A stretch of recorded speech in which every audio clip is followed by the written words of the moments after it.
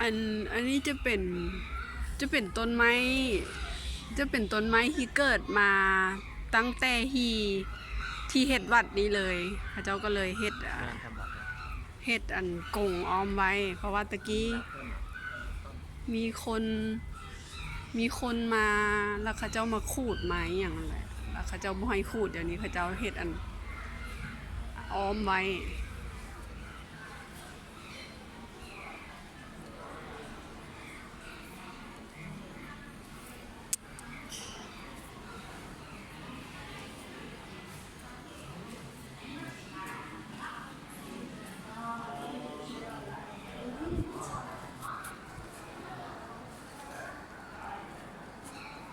ท้าสีโมง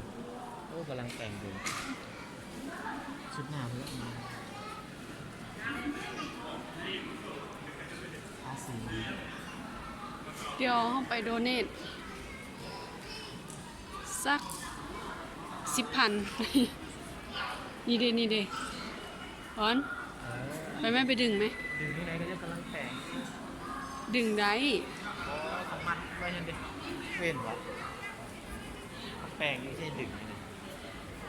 ดึงได้ดึงพัดลมบ่ได้ดึงเพิ่นเด้ออะไรวะ ที่ดึงไปต้องมัดไว้หนึ่งฟังหลัง มีอะไรเปลี่ยนไปบ้างเนี่ย ทาสีไหมเพราะว่าเขามาช่วงนั้นเป็นการเฮ็ดแปลงมาหยอกมันได้เห็นไหมแล้วบัดนี้น้ำลงมาแปลงลุ่ม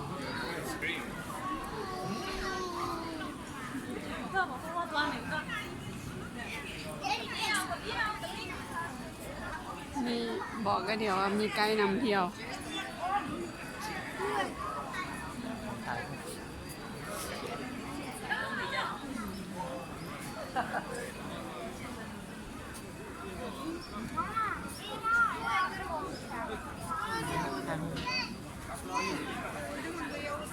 ต้นโพตัวนี้อยู่ทาง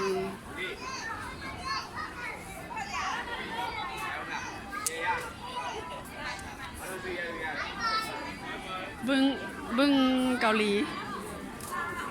ลีให้โฮม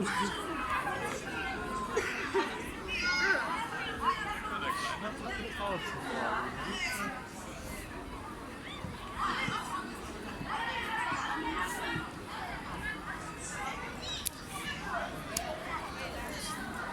จีเฮีย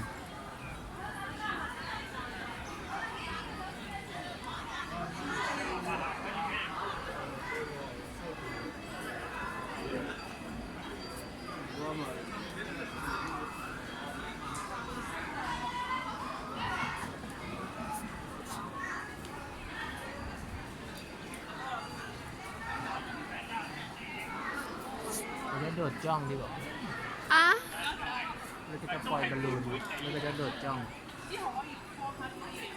มันลุน